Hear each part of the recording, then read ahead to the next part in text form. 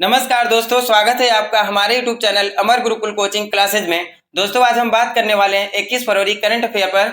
तो आज का मोटिवेशन है, बिना संघर्ष के इंसान चमक नहीं सकता, जो जलेगा उसी दिए में तो उजाला होगा।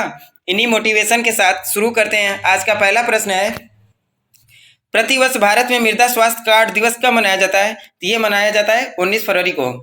कब से मनाना शुरू किया गया था? तो ये मनाना शुरू किया गया था 2015 से। अंतर्राष्ट्रीय मृदा दिवस कब मनाया जाता है? तो ये मनाया जाता है 5 दिसंबर को। किस मृदा को रेगुर मिट्टी कहा जाता है? तो ये काली मिट्टी को रेगुर मिट्टी कहा जाता है। मृदा में अनुपात एनपीके कितना होना चाहिए? नाइट्रोजन, फास्फोरस, पोटास का। तो नाइट्रोजन का 4 होना चाहिए, फास्फोरस का 2 होना चाहिए, पोटास का 1 होना चाहिए। केरल की मोनोजाइट मृदा किससे संबंधित है? तो यह है थोरियम भंडार से। चलते हैं अगले प्रश्न पर। हाल ही में कौन सा देश भारत का यूपीआई सिस्टम अपनाने वाला विश्व का पहला देश बन गया? तो ये बन गया है नेपाल। यूपीआई का फुल फॉर्म क्या होता है? इसका फुल फॉर्म होता है यूनिफाइड पेमेंट इंटरफेस। भारत में किसने लॉन्च किया? एनपीसीआई ने लॉन्च किया। एनपीसीआई का फुल फॉर्म जान लेते हैं, national payment corporation of India. UPI का मतलब क्या होता है? विभिन्न बैंकों का अकाउंट एक ही एप्लीकेशन में हो, उसे यूपीआई कहते हैं। भारत के किन राज्यों में नेपाल की सीमाएं लगती है? तो ये 5 राज्यों में नेपाल की सीमाएं लगती है। कौन कौन से राज्य है? तो पहला राज्य है उत्तराखंड, दूसरा है उत्तर प्रदेश, तीसरा है बिहार, चौथा है पश्चिम बंगाल, पांचवा है सिक्किम। दोस्तों अगर आपसे पूछा जाए नेपाल की राजधानी क्या है, तो नेपाल की राजधानी काठमांडू है और सार्क का मुख्यालय भी काठमांडू में स्थित है। नेपाल के प्रधानमंत्री कौन है? नेपाल के प्रधानमंत्री शेख बहादुर दैया है। चलते हैं अगले प्रश्न पर। हाल ही में केंद्र सरकार ने राष्ट्रीय उच्चतर शिक्षा अभियान की योजना को कब तक जारी करने की मंजूरी दी है? तो ये मंजूरी दिया गया है 31 मार्च 2026 तक। कितना खर्च होगा? तो पूरा खर्च है 12,929 करोड़ रुपया। दोस्तों अगर आपसे पूछा जाए नव भारत साक्षरता अभियान कब तक शुरू किया गया है? तो ये शुरू किया गया है 2022 से लेकर 2027 तक। हाल ही में चर्चा में रहा इंडिया न्यूट्रो ऑब्जर्वेटरी का निर्माण किस राज्य में किया जा रहा है? तो ये तमिलनाडु के थैनी जिला में किया जा रहा है। किस देश ने कृत्रिम सूर्य का निर्माण किया है? तो चीन के द्वारा शुरू किया गया है कृत्रिम सूर्य।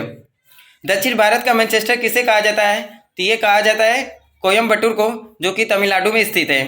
भारत का मैनचेस्टर अहमदाबाद को कहा जाता है। मैनचेस्टर कहाँ पर स्थित है? तो ये इंग्लैंड में स्थित है। चलते हैं अगले प्रश्न पर।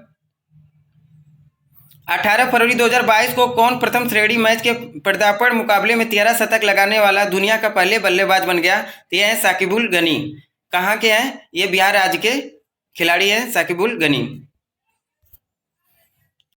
हाल ही में पाकिस्तान के दूसरे सर्वोच्च नागरिक सम्मान हिलाल ए पाकिस्तान से किससे सम्मानित किया गया है? तो ये सम्मानित किए गए हैं बिल गेट्स को। दोस्तों अब बात करते हैं जायद पदक किस देश का सर्वोच्च सम्मान है? ये सम्मान है यूएई का, संयुक्त अरब अमीरात का। लीजन द ऑनर किस देश का सर्वोच्च सम्मान है? तो ये है फ्रांस का। ग्वादर बंदरगाह कहाँ पर स्थित है? तो ये स्थित है पाकिस्तान में, जो कि चीन ने बनाया था। Time person of the year पुरस्कार 2021 का किसे मिला? तो ये मिला एलन मस्क को। हाल ही में किसे आर्थिक विकास संस्थान का निदेशक नियुक्त किया गया है? तो ये नियुक्त किए गए हैं चेतन घाटे को। दोस्तों अब बात करते हैं आर्थिक विकास संस्थान की स्थापना कब हुआ था? तो इसकी स्थापना हुई थी 1952 ईस्वी में। इसके चेयरमैन है तरुण दास, निदेशक है चेतन घाटे। चलते हैं अगले प्रश्न पर। भारतीय रेलवे की सबसे लंबी सुरंग किसे हाल ही में जोड़ा गया है? तो ये जोड़ा गया है T49 सुरंग को, जो कि ये जम्मू कश्मीर में स्थित है। इसकी लंबाई है 12.758 किलोमीटर। दोस्तों अगर आपसे पूछा जाए सेला सुरंग किस राज्य में स्थित है? तो ये अरुणाचल प्रदेश में स्थित है। दोस्तों अब बात करते हैं अटल सुरंग की। अटल सुरंग हिमाचल प्रदेश में स्थित है। इसके पहले इसका नाम था रोहतांग सुरंग। इसकी लंबाई है 9.02 किलोमीटर। दोस्तों अगर पूछा जाए किस मार्ग पर अटल सुरंग स्थित है? तो ये मनाली से लेह मार्ग पर स्थित है। चलते हैं अगले प्रश्न पर। फरवरी 2022 में Vikram Sarabhai children innovation centre का शुभारंभ किस राज्य में किया गया है? तो ये किया गया है गुजरात में। दोस्तों अगर आपसे पूछा जाए गुजरात के मुख्यमंत्री कौन है? तो गुजरात के मुख्यमंत्री हैं विजय रूपाणी। आज का साइंस डोज है बक्साइट किसका अयस्क है? तो ये एल्युमिनियम का अयस्क है। सबसे ज़्यादा बक्साइट कहाँ मिलता है? तो ऑस्ट्रेलिया में मिलता है। हेमेटाइट में कौन सी धातु प्राप्त होता है? हेमेटाइट में धातु लोहा प्राप्त होता है। नीला थोथा क्या है? ये कॉपर सल्फेट है। भूकंप के समय कौन सा गैस रिसाव होता है? तो भूकंप के समय रेडान गैस रिसाव होता है। फ्यून क्या है? फ्यून कार्बन फ्लोरो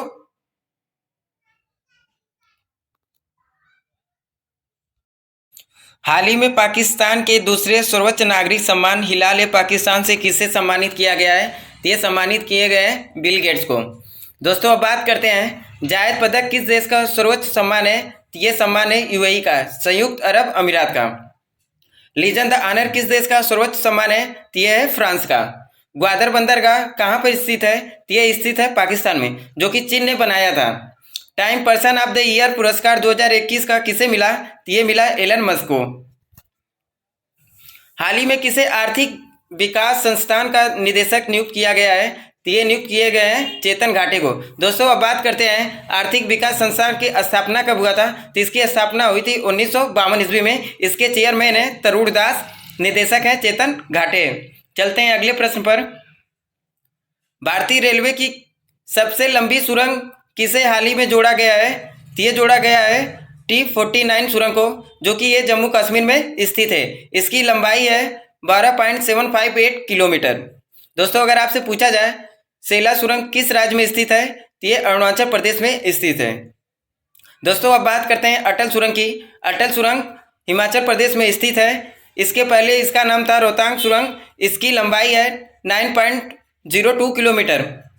दोस्तों अगर पूछा जाए किस मार्ग पर अटल सुरंग स्थित है? तो ये मनाली से लेह मार्ग पर स्थित है। चलते हैं अगले प्रश्न पर। फरवरी 2022 में Vikram Sarabhai children innovation centre का शुभारंभ किस राज्य में किया गया है? तो ये किया गया है गुजरात में। दोस्तों अगर आपसे पूछा जाए गुजरात के मुख्यमंत्री कौन है? तो गुजरात के मुख्यमंत्री हैं विजय रूपाणी। दोस्तों आज साइंस का डोज है।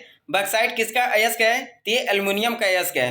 अगर आपसे पूछा जाए बक्साइट सबसे ज़्यादा कहाँ पे मिलता है? तो ये ऑस्ट्रेलिया में सबसे ज़्यादा बक्साइट मिलता है। हेमेटाइट में कौन सी धातु प्राप्त होता है? तो हेमेटाइट में लोहा सबसे ज़्यादा धातु प्राप्त होता है। नीला थोथा क्या है? नीला थोथा है जो कॉपर सल्फेट है। भूकंप के समय कौन सा गैस रिसाव होता है? तो भूकंप के समय रेडान गैस रिसाव होता है। फ्यून क्या है? फ्यून क्लोरोफ्लोरोकार्बन है।